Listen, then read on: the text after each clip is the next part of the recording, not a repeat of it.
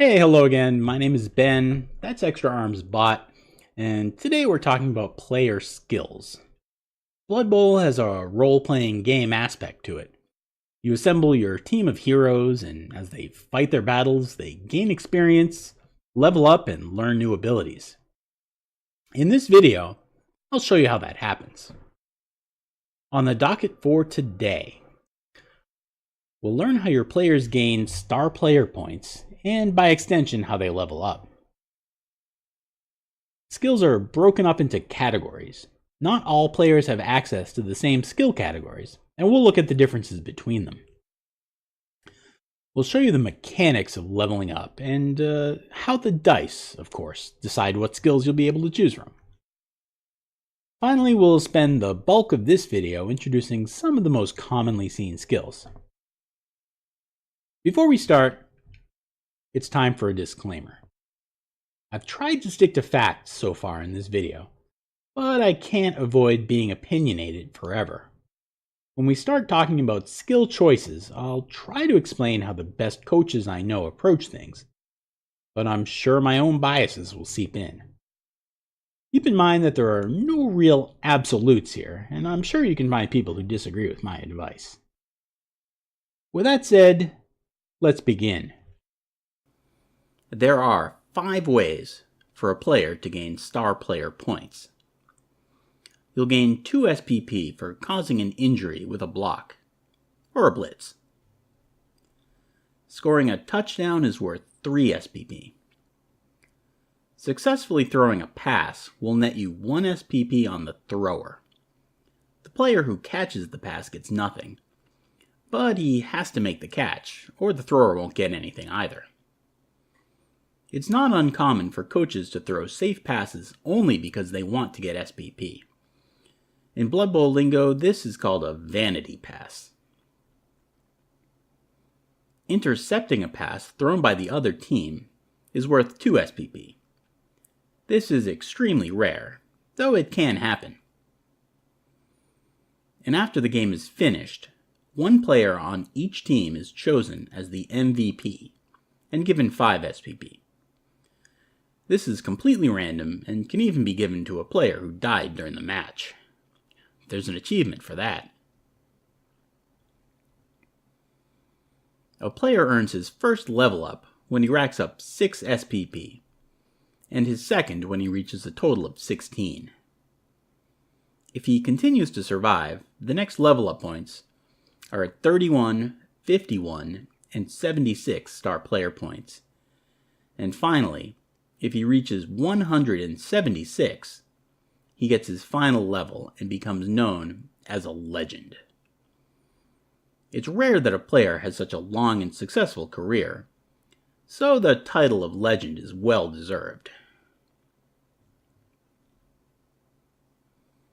Every time your player levels up, you'll be able to choose one new skill for him to learn. Not all skills will be available to everyone, and there's a random element to it also. Before we get into the details, we'll have to take a brief diversion into skill categories. The skills you can learn are broken up into 5 categories. General is sort of a grab bag of things that are useful for any player.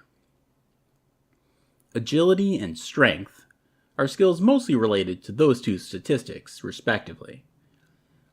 And passing is for skills you'd expect to see on a star quarterback. Some players can also gain mutations, which are rare and limited to only a few races for flavor reasons. We don't see them here because Bert is a human, and humans can't ever get mutations. There's also a 6th category, called extraordinary skills. These are things that players can never learn. You're either born with them or you're not. And since you can't learn them, they don't show up here either. So we've been looking at our friend Bert's character sheet for a while now. So let's level him up. Because it's Blood Bowl, we have to roll some dice. As a human lineman, Bert will always have access to general skills, but if we're lucky with the dice, he'll get some other choices. Bert's rolled a 5 and a 3, which is nothing special. It's a normal roll. So Bert will only be able to choose a general skill this time around. If Bert had rolled doubles, he'd be able to pick from all 4 categories.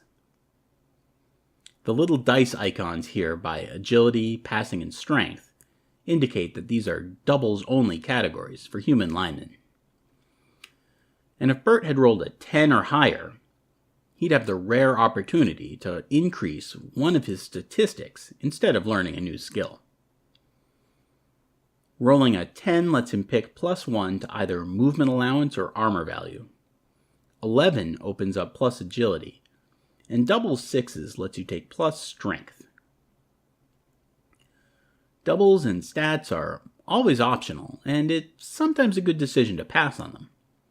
Not all players need fancy skills to do their jobs effectively, and they do increase your team value more than normal skills do. We'll be talking a lot about team value in the next video, but for now, just keep in mind that there are some drawbacks to letting it get too high. So when should you take a statistic increase, and when should you decline it for a skill? It's not an easy question to answer, but here are my rules of thumb. Armor value is easy. Never take it. A +1 to AV just doesn't do all that much. And later in this video, we'll see a very common skill that completely neutralizes high armor. One surefire way to spot a newer coach is if they've taken plus armor on anyone, because the experienced coaches never do. Plus movement is excellent on anyone, but it's not always necessary.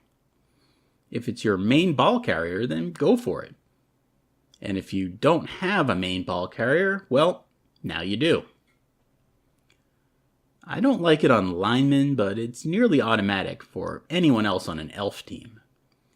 And as a general rule, it's usually good if it would make your player the fastest player on the team. Plus agility is super for your ball handlers, but most players actually won't need it. Agility 1 and 2 players can skip it, as can most Agi 3 folks. The increase from agility 4 to 5 is very powerful and usually worth taking.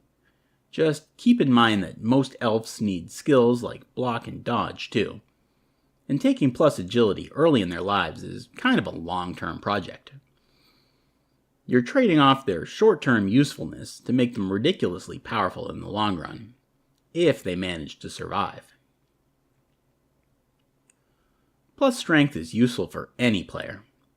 Personally, I don't care for it on unskilled linemen, but if they already have block, then I'm interested.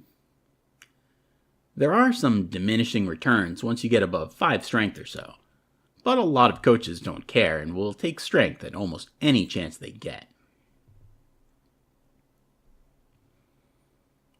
Bert's going to learn the block skill, which we saw in the last video. It's not his only good option, but block is always a solid choice for any player. With that taken care of, let's see some skills. Today I'm only going to show you the most important and common skills. If you play enough Blood Bowl, you'll eventually learn what every skill does, and what all the little icons mean. But for now, if you can't remember, don't worry. You can always click on the icons on the player cards in-game and get a summary of what the skill does. Please also remember that every skill does something useful. Bad skills aren't terrible, they are just always better options for your players. There are also lots of ways to play and enjoy Blood Bowl. I'm trying to give you the best foundation to win, but if you disagree with something I have to say, or you just think certain rare skills are fun to use, well, it's only a game and you should play and have fun the way you want. We'll start with some skills that affect your blocking.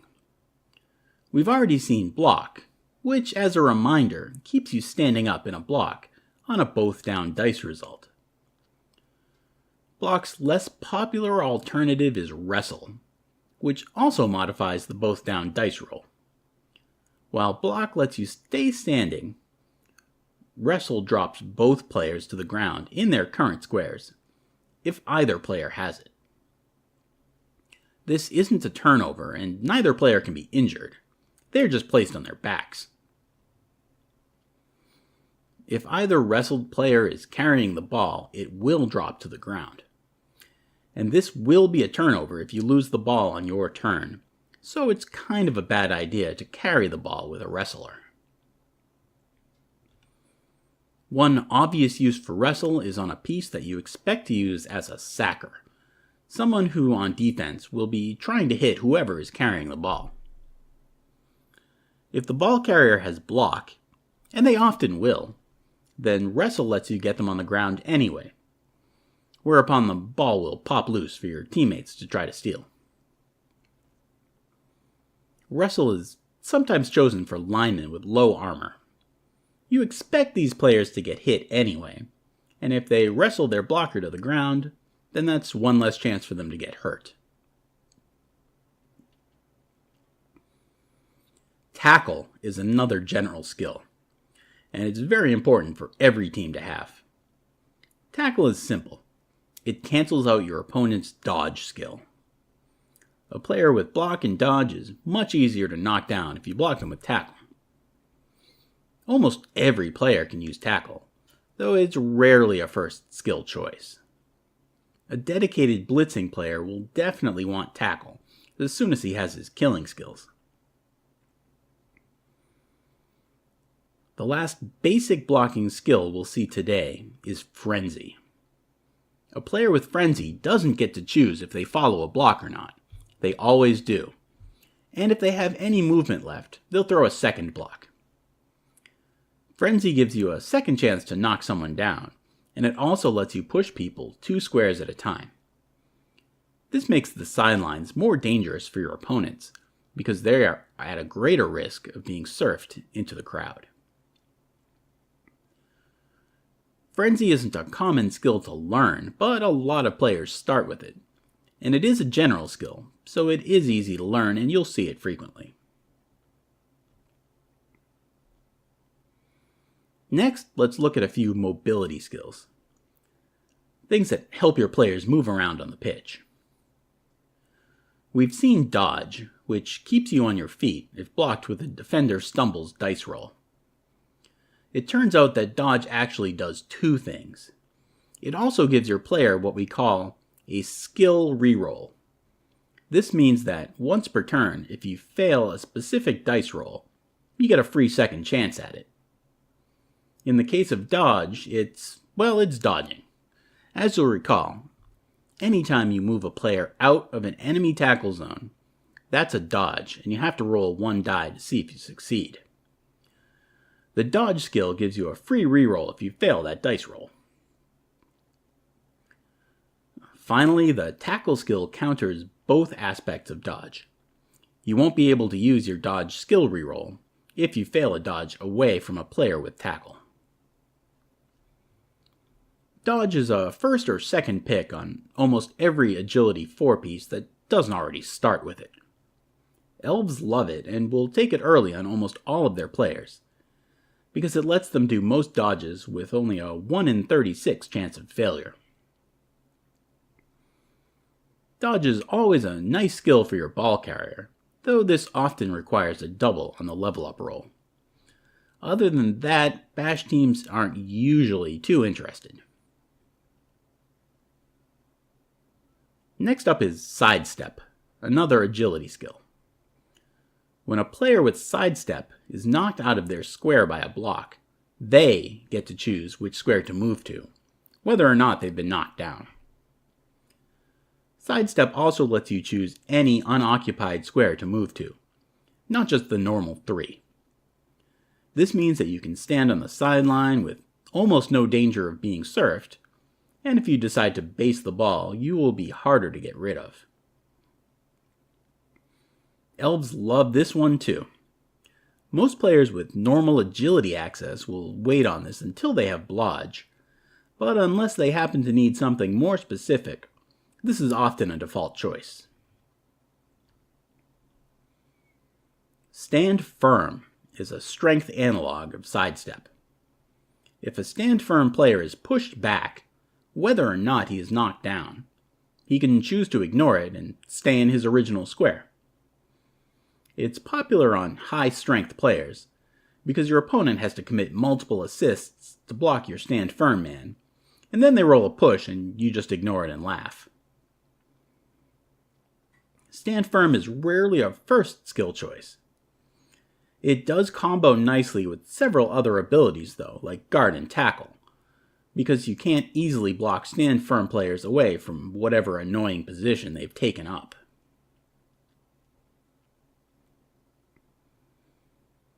Our next 3 skills are all about hurting other players. It is Blood Bowl after all. We'll start with a strength skill, Mighty Blow. A player with Mighty Blow has an increased chance of injuring players he blocks. This is very powerful, and every team will want at least one Mighty Blow player to blitz with. When I roll a double on a player that doesn't have normal strength access, the 2 skills I always think of first are Mighty Blow and Guard. My rule of thumb is that linemen get Guard and better players get Mighty Blow, but there are a lot of exceptions. It depends on what else you have on your team. Piling on is another skill that's all about hurting people. When you knock over another player and don't injure them, piling on lets you jump on top of them and get a second shot at an armor or injury roll. You'll end up on the ground too, but that's usually okay. And like Wrestle, you won't get hurt by this. Piling on is a potent kill skill, but you'll almost always take Mighty Blow first. The combo is called Palm in Blood Bowl slang, and often added to other skills too, like Tackle Palm or Claw Palm, which we'll see next. Some teams have access to mutations on some or all of their players, for fluff reasons. It's races that worship chaos gods, or they live and work with warpstone, which is some kind of magical radioactive mineral or something. Anyway, instead of learning a skill, they can choose to grow a tail or a second head or a third arm, for example. There's only one common mutation to worry about, and it is Claw. A player with Claw turns every opponent into Armor 7 at most. This makes them a terrifying killing force, because it completely counters high armor value on your players. The combination of Mighty Blow, Claw, and Piling On, generally taken in that order, is shortened to Claw Palm. A Claw Palmer has an excellent chance to remove anyone from the pitch on a block. A lot of people find this to be unfairly overpowered, and there's no doubt that a well-developed team with Claw Palm is a scary thing to face. Our last 2 skills are useful ball-playing abilities. No passing skills, sorry. I've mentioned it before, but throwing passes is almost never a part of a good coach's arsenal. Some passing skills are nice when you can get them for free, but none of them are important enough to cover today. Very few players can take passing skills on a normal level-up roll anyway. First up is Sure Hands, a general skill. Sure Hands gives you a skill reroll for picking up the ball. This is obviously not something you need on a lot of players, but it's common on dedicated ball carriers, and many teams have access to a player that starts with this skill, so you'll see it a lot. Sure Hands also makes you immune to our next skill, Strip Ball. When a player with Strip Ball blocks the ball carrier, their target will drop the ball on a push or a defender stumbles, even if they aren't knocked down. It's probably the least common skill we'll see today, but it's quite dangerous. Wrestle, Tackle, and Strip Ball make the perfect sacking player. When they hit the ball carrier, that ball is probably coming loose, one way or another. Strip is most commonly seen on high agility teams like Elves or Skaven. Bash teams tend to not need it as much. Finally, there is one extraordinary skill that you'll see all the time: Loner. Star players, journeymen, mercenaries, and most big guys all have Loner, which means that they can only use a team reroll if they pass a 4+ roll. This makes them unreliable and difficult to use safely.